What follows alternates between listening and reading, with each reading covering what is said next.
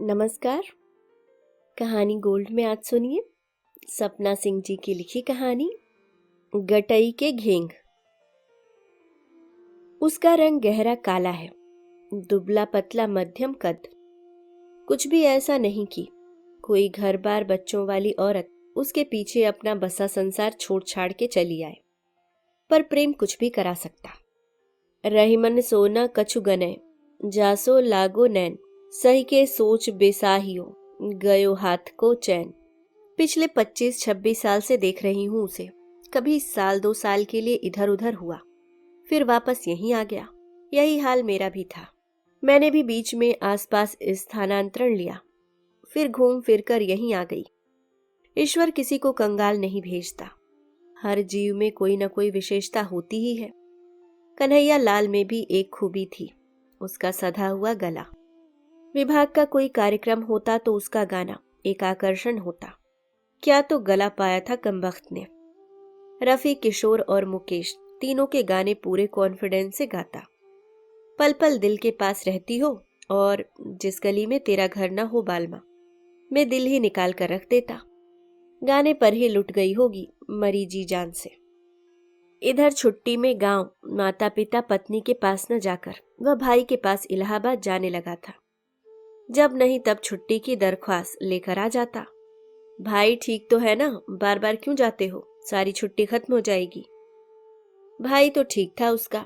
इस बार आया तो साथ में उससे एक हाथ ऊंची औरत थी। कॉलोनी में खुसफुस मच गई। कन्हैया लाल की पत्नी को सबने देखा था। छोटे से कद की गोरी चिट्टी सुंदर सी लड़की थी सुधा। शादी के तुरंत बाद लाया था अपने साथ। जचकी के लिए मैके गई थी, वहीं से ससुराल चली गई। ससुर का पोता मुंह उमड़ पड़ा था। सास भी बहू पोते का कुछ दिन दुलार करना चाहती थी। अकेली बहू छोटे से बच्चे के साथ भला परदेश में कैसे रहेगी। कन्हैया की तो ड्यूटी कभी रात बिरात भी लगती। अभी तो शहर से 45 किलोमीटर दूर ड्यूटी है। वहीं क्वार्टर है, छोटा सा स्टेशन है, सुनसान सा। कुछ पैसेंजर ट्रेन ही रुकी है वहां। शाम से ही सन्नाटा पसरा रहता है। बस्ती भी दूर है। सास जब बहू और पोते को लेकर आई तो वहां की असुविधा देखकर उल्टे पैरों दोनों को लेकर वापस हो ली। ये कोई भले लोगों के रहने की जगह है? एक क्वार्टर से दूसरा इतना दूर है कि कोई गटई दबा दे तो पता न चले। कहते हैं शामे से सियार लकड़बग्घा घूमने लगते। कहिया रहे यहाँ। जब शहर में बदली हो जाएगी तब रखेंगे अपने साथ बहू बेटे को। यही कन्हैया जब कलकत्ते से जवान जहान औरत के साथ लौटा तो सभी के चेहरे फक पड़ गए। कौन है ये, कहाँ की है, कन्हैया के साथ क्यों रह रही। कुछ दिनों में कन्हैया के भैया भाभी भी आ पहुंचे। बड़े साहब के पास दोनों जनन कन्हैया की करतूत लेकर पहुंचे। समझाओ साहब, अंधेर मचाने हैं।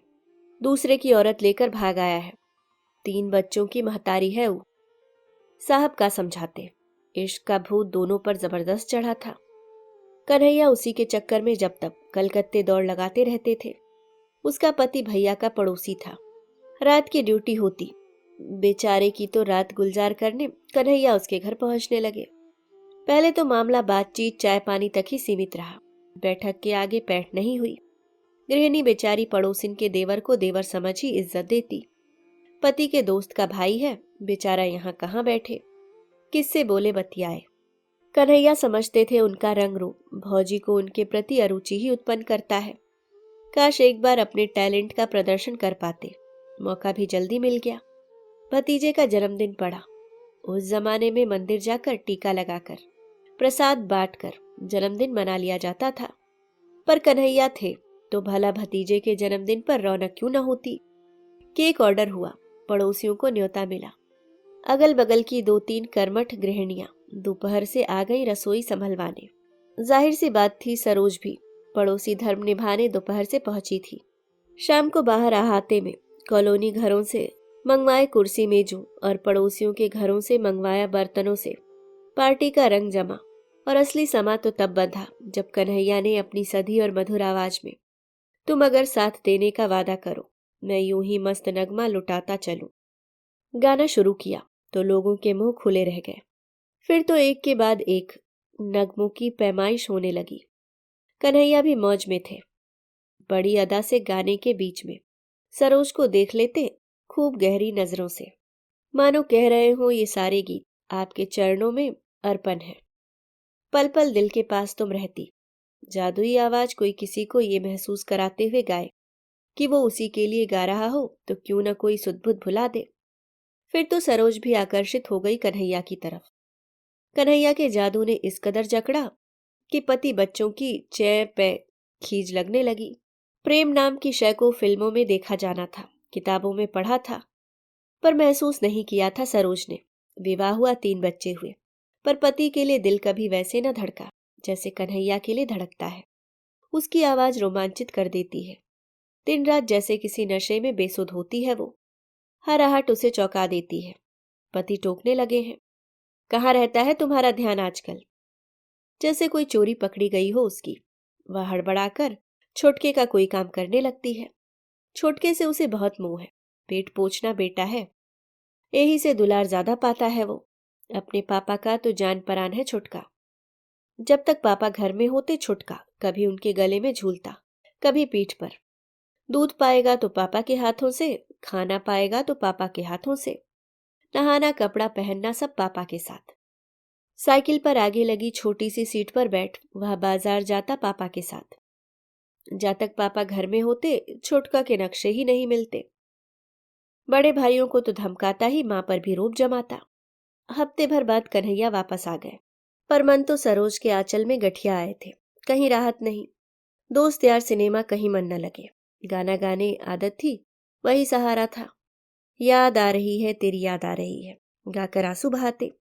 मन ज्यादा घबराया तो 2 दिन को गांव चले गए। पत्नी पूरे दिन से थी। अब तब लगा था, न मन बहल सका न तन ही आराम पा सका। गर्भवती पत्नी के कष्टकारी अवस्था के मद्देनजर पति उसके कष्ट में सहारा बनने के लिए गांव आए हैं, ऐसा सोचकर पत्नी के दिल में कन्हैया के लिए प्रेम के साथ आदर भाव का पारदू भाव भी हुआ, जो गृहस्थी में लगभग अनहोनी घटना की तरह देखी जानी है। पति से प्रेम करना पत्नी का कर्तव्य है, पर आदर दिखाना मजबूरी। ऐसा कम ही होता है कि जो आदर पत्नी के हृदय में उठा वो दाम्पत्य के दैनंदिनी में दीर्घावधि तक बचा भी रह जाए। यहाँ भी ये आदर क्षणिक ही रह पाया। सुबह कन्हैया खींचे हुए थे और पत्नी आहत। पत्नी की डबडबाई शिकायती आंखों की ताप कन्हैया ज्यादा नहीं झेल पाए, फौरन वापस लौट आए। सरोज की याद विहल किए थी कन्हैया को। पत्र लिखें तो पकड़े जाने का डर था। सरोज के पति की ड्यूटी तो रात की रहती थी अक्सर, दिन में तो वह घर में ही रहता था। पत्र लिखने पर पकड़े जाने की पूरी संभावना थी, पर दिल का हाल सरोज तक पहुंचाना भी लाजमी था। गालिब यूं ही नहीं फरमा गए। ये वो आतिश है जो लगाए न लगे, बुझाए न बुझे। बड़ी फेर में पड़ गए थे कन्हैया। जब जलन हद से बढ़ गई तो फिर छुट्टी की अर्जी लगाकर कलकत्ते निकल गए। हफ्ते भर बाद लौटे तो अकेले नहीं थे, साथ में हाथ भर लंबा घूंघट करे सरोज भी थी। रेलवे कॉलोनी में सुख-बुक शुरू हो गई। पहले तो सभी ने यही समझा कि कन्हैया पत्नी को साथ लाए हैं, पर कन्हैया की पत्नी को तो बच्चा होने वाला था। फिर बच्चा कहाँ गया? क्वार्टर से किसी बच्चे की हंसने रोने की आवाज तो सुनाई नहीं देती। राज आखिर कब तक राज रहता? जल्द ही सबको पता चल गया। ऑफिस में सबने कन्हैया को समझाने की चेष्टा की, पर कन्हैया तो इश्क में होशो हवास गुम किए बैठे थे। जिसकी बाह पकड़ लिए भला कैसे छोड़ दे। स्टाफ के लोगों ने नौकरी जाने का डर दिखाया, पर इश्क के फितूर के आगे गमे रोजगार की क्या बिसात। कन्हैया अपने में और सरोज में मगन थे। राजे उल्फत खुल चुका था। कलकत्ते में बड़े भाई और उनका परिवार कन्हैया की करतूत के कारण शर्मिंदगी उठा रहे थे, और सरोज का पति अलग एक मुफ्त का कलंक ढो रहा था। दोनों ने अपना स्थानांतरण अन्यत्र करवा लिया। कन्हैया के गांव तक भी उसका सुयश पहुंच गया था। रोना पीटना मच गया परिवार में। सुधा के मायके भी खबर गई। उसके बाप भाई भागे आए। समधी के पैरों में अपना सिर रखकर बिलख पड़े। कन्हैया के पिताजी मारे शर्म के सिर नहीं उठा सके। नालायक कन्हैया ने गांव भर में हंसाई करा दी। आते जाते कोई भी मुंह उठाकर पूछ लेता, काहो पंडित जी, कन्हैया के बारे में का सुन रहे? बेचारे मोड़ी नीचे घुसाकर शर्मसार होते अपने बेटे के कुकर्म पर। आजकल चाहने से धरती भी तो नहीं फटती। कोई त्रेता युग थोड़े है, ये तो कलयुग है, सारी बेशर्मी को प्रशय देने का युग। पर ऐसे बिना कुछ किए धरे भी तो नहीं रह सकते। जवान जहान बहू, दूधमुहा बच्चा, इंतजाम तो करना ही पड़ेगा। कन्हैया की बदचलनी की सजा बहू और पोता काहे भुगते और वो छिनाल राज करे? ये अन्याय वो न होने देंगे। कुछ सोच विचार कर उन्होंने बहू और छोटे बेटे को बुलवाया। घूंघट की ओट से भी बहू का कुंभलाया चेहरा उन्हें देख गया। लड़कोरी औरतों जैसी कोई ममतालू स्निग्धता उस चेहरे पर नहीं थी। उन्होंने बेटे को अच्छी तरह समझाया, उसे अपनी भौजाई को भाई के पास छोड़कर आना है। और सुन बहुरिया, बहू को समझाते हुए बोले, कन्हैया कुछ कहे बोले, तुमको लौटना नहीं है। जी कड़ा करके जाओ, लड़ना पड़े तो लड़ लियो, रोवे पड़ो तो रो लियो, मिन्नत करनी पड़े, पैरों गिरना पड़े, सब करना पड़े, सब करना, बस लौटना नहीं बच्ची। बेचारी सुधा अवाक होकर ससुर का मुंह ताक रही थी। अभी तक जिन्हें वह बहुत कड़क इंसान समझती थी, जो कितना कम बोलते थे, किसी की हिम्मत नहीं होती थी उनके सामने पड़ने की, आज वही इंसान कैसे अपने बेटे की करतूत से शर्मिंदा है, कैसे अपनी बहू के दुख को महसूस कर उसकी आंखें नम हो रही। श्रद्धा से वह ससुर के पैरों पर गिर पड़ी। जाओ बहू, तैयारी कर लो जाने की, सुबह की बस है। और सुनो, मन को खूब कड़ा कर लेना, इम्तिहान की घड़ी है। याद रखना, कन्हैया तुम्हें ब्याह कर लाए थे, भगा कर नहीं। कानून भी तुम्हारे साथ है। अगले रोज सुधा देवर के साथ चल दी थी अपनी लड़ाई लड़ने। देवर उसे लेकर सीधे ऑफिस ही पहुंचे। कन्हैया तो अपनी पत्नी बच्चे के साथ भाई को देखते ही मानो चक्कर खा गए। ये लोग यहाँ कैसे? बाबू कहे हैं, अब से ई पंजे इहे रही है तोहर पास। छोटे भाई से इतना सुनते ही कन्हैया तैश में आ गए। ऐसे कैसे यहाँ रही है? हम कुछ नहीं जानते। वापस ले जा, हम यहाँ नहीं रख सकते। नहीं, हम वापस नहीं ले जा सकते, बाबू जियत नहीं छोड़िए हमको। भाई की घिग्गी बंध गई इस कल्पना मात्र से ही कि कहीं भौजी को वापस न ले जाना पड़े। सड़क पर तो छोड़कर नहीं जा सकता ना। कन्हैया भी अपने बाबू को भली भांति जानते थे। बाबू के गुस्से से अब भी थर थर कांपते हैं वो। बाबू के सामने आज भी पलंग पर नहीं बैठ सकते। जबान खोलने की कौन कहे। बाहरी ओसारे से बाबू दिन में 2 बार भीतर आते, सुबह और रात के खाने के लिए, और दोनों समय मजाल जो कोई उनके सामने पड़ने की हिम्मत जुटा सके, सिवाय अम्मा के, जिसे जो कहना बताना होता उन्हें अम्मा के मार्फत कहता बताता। छुटके की रोआई सुनकर कन्हैया का ध्यान बेटे की ओर गया। कटकरेज तो थे नहीं कि बेटे को न मुहाते। पत्नी की ओर मुखातिब हो बोल पड़े, काहे रोवाती है बचवा को? भूखा है क्या? ऊपर का दूध पियत है? ले आए? बेचारी सुधा घूंघट के भीतर कांप उठी, जैसे कन्हैया उसके मर्द नहीं कोई गैर हो। हकलाते हुए उसकी आवाज निकली थी, सफर से औजियाइन है, तनिक हाथ पैर डुलाई तो ठीक हो जाई। कन्हैया ने हाथ बढ़ाकर बेटे को अपनी गोद में ले लिया। बच्चा भी माँ की संक्षिप्त सी गोद और घूंघट में से निकलकर बाप के विस्तृत गोद में पहुंच हवा बयार पाकर उत्फुल्लता अनुभव करने लगा और कुछ ही देर में रोना भूलकर किलकारी भरने लगा। उधर से गुजरने वाले ऑफिस के साथी कर्मचारी दिलचस्पी से ये नजारा देख रहे थे। एक दो ने पूछा भी, कौन है ये लोग? घरवाली और भाई है साहब। संकोच में भरकर इतना बोल पाए कन्हैया। अरे तो क्वार्टर पे ले जाओ इन्हें, यहाँ काहे बैठाए हो? साहब की बात पर कन्हैया चेते। सही बात थी, यहाँ कितनी देर बिठाकर रख सकते थे इन्हें, पर क्वार्टर पर कैसे ले जाते? सरोज तो बवाल मचा देती। लेकिन ले तो जाना पड़ेगा। बेटा अब तक उनके कंधे पर सिर धरे निश्चिंत हो सो चुका था। उसके नन्हे से हृदय की धड़कन उनके अपने हृदय की धड़कन से जुगलबंदी सी कर रही थी। ममता में भरकर उन्होंने बेटे का मुंह चूम लिया है। घूंघट की ओट से सुधा ने यह दृश्य अपनी आंखों में भरा और आंखें सजल हो गईं। भाई ने भी इस दृश्य को स्मृति में जगह दी। आखिर गांव लौटकर बाबू को पूरा ब्यौरा भी तो देना है। बाजार में एक जगह रुककर कन्हैया ने कुछ सौदा सुलभ खरीदा और एक गुमटी में भाई और पत्नी को चाय समोसा खिलाया। पता नहीं घर में क्या परिस्थिति निर्मित हो। चाय पीते हुए वह यही सोच रहा था, जो होगा वो देखेंगे। यही सोच उसे इन लोगों को घर ले जाने और सरोज का सामना करने को प्रेरित किए थी। और बेटे का स्पर्श सुख हिम्मत दे रहा था। उस दिन दरवाजे की थप थप से उमक कर सरोज ने उल्लास बिखेरते हुए प्रियतम के स्वागत में जब दरवाजा खोला तो शरीर की मांसपेशियों का कसाव शिथिल पड़ गया। संभावित प्रेम किल्लोल के स्वप्निल दृश्यों से सजी आंखों की चमक तिरोहित हो गई। अवाक स्थिति में उसने स्वयं को एक ओर करके आगंतुकों को रास्ता दिया। झट से तीनों जने भीतर दाखिल हो गए और बिजली की गति से कन्हैया ने कुंडी चढ़ा दी। बच्चे को आहिस्ता से खाट पर लिटाकर सुधा से बोले, उधर गुसल खाना है, जाओ हाथ मुंह धो लो। अब तक सरोज की चेतना वापस आ चुकी थी। उसे कुछ पूछने की जरूरत नहीं थी। आने वालों का परिचय उसकी समझ ने उसे बता दिया था। आवाज में दुनिया भर की तलखी भरकर उसने पूछा था, ये लोग यहाँ काहे आए? बाबू भेजे हैं, मरी सी आवाज में कन्हैया ने जवाब दिया। यहाँ काहे भेजे? सरोज की आवाज का पैनापन बढ़ रहा था। तो और कहाँ भेजते, बिया किए हैं उससे, भगा कर नहीं लाए। कन्हैया के स्वर में खींच का पुट देखकर सरोज ने फिलहाल के लिए झगड़ा स्थगित कर दिया। देवर ने भौजी को उसके ठिकाने सही सलामत पहुंचाकर अपने हिस्से का काम पूरा कर दिया था। एक गिलास पानी पीकर उसने भाई भाभी के चरण स्पर्श किए, भतीजे के गाल का चुम्बन लिया और जाने के लिए खड़ा हो गया। सुधा अपना रोना नहीं रोक पाई।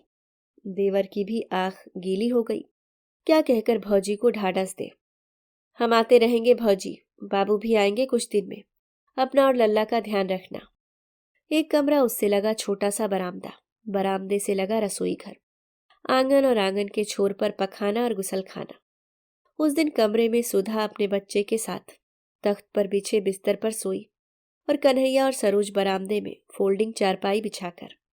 रात भर कन्हैया सरोज की मिन्नतें करते रहे और सुधा अपने बच्चे को सीने से चिपकाए करवट बदलती रोती रही और साथ ही आगत भविष्य की कल्पना कर आतंक से घुलती रही।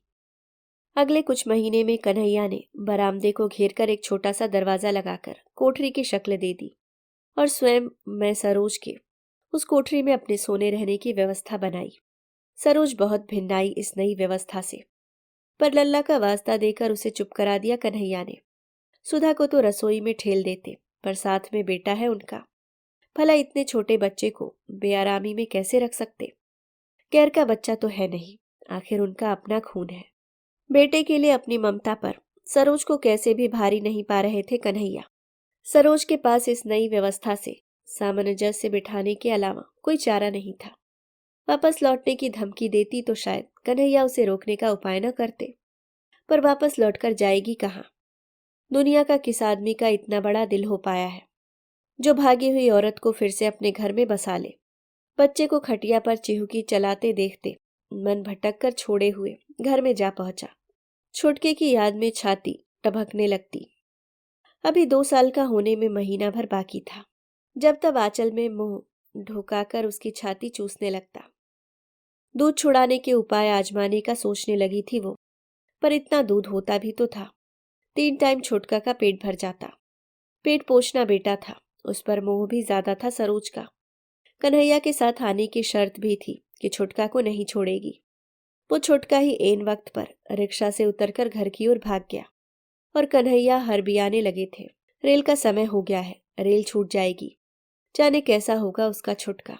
बिना उसकी छाती मुंह में धरे उसे नींद भी नहीं आती थी। दिन महीना साल गुजरता रहा। समय की अपनी गति अपनी चाल होती है। कन्हैया के घर में 2 औरतों को देखने की आस पड़ोस मित्र नातेदार रेलवे ऑफिस के कर्मचारियों की आंखें अभ्यस्त हो गई थी। यदा कदा उसके घर से उठने वाले झगड़ों की आवाजों की भी लोगों को आदत हो गई थी। कन्हैया की पत्नी होने के कारण आस पड़ोस के घरों में सुधा का उठना बैठना होने लगा था। पूजा पाठ या किसी घरेलू आयोजन में सुधा बुलौवा वगैरह में जाने लगी थी, पर घर के भीतर तो राज सरोज का ही था। सुधा घबरा रहती कि कब सरोज कोई हंगामा खड़ा कर दे। ये हंगामा तभी होता जब कन्हैया सरोज को कुछ अतिरिक्त चीज सामान लाते। बेटे का नाम स्कूल में लिखने के लिए सुधा का साथ जाना जरूरी था। स्टेशन से करीब 15 मील दूर था अंग्रेजी माध्यम का स्कूल। लौटने में देर हुई तो सरोज ने पूरा सिर सर पर उठा लिया। रेल की पटरी पर सिर धरकर कट जाऊंगी, यही उसकी धमकी रहती थी। बेचारी सुधा डर जाती। कन्हैया की फिक्र होने लगती। आखिर उसके सुहाग थे कन्हैया, उसके और बेटे के एकमात्र सहारा। कहीं ये सचमुच कट मर गई तो कितना आफत में पड़ जाएंगे हम लोग। पति की नौकरी जा सकती, जेल हो सकती, फिर कोर्ट कचहरी के चक्कर। उल्टी खोपड़ी की मेहरारू कुछ भी कर सकती है। जो उल्टी खोपड़ी की न होती तो क्या ऐसे अपना घर बार बाल बच्चे छोड़ यहाँ पड़ी रहती। ऐसने प्यार के मुंह मराए। सुधा कोमल हृदय की थी। कभी कभी सरोज के लिए मन दुखी भी होता उसका। हरी बीमारी में दोनों एक दूसरे का सहारा भी बन जाती। सुधा सोचती, कहाँ जाएगी बेचारी, पति का घर छोड़ते ही तो औरतें चारों ओर से घिना जाती हैं। अब उसका आदमी उसे इस जन्म में तो रखने से रहा, भले वह गंगा के सारे पानी से नहा ले या कोई चमत्कार से उसके सारे बदन की चमड़ी बदल जाए। कभी कभार पड़ोसी ने पूछ लेती, काहे नहीं भगा देती ओकरा के। सुधा मुंह गिराकर जवाब देती, कहाँ जई हैं वहां के, हमरे गटई के घेंग नियर हमेशा हमारी जियान बनल रही है।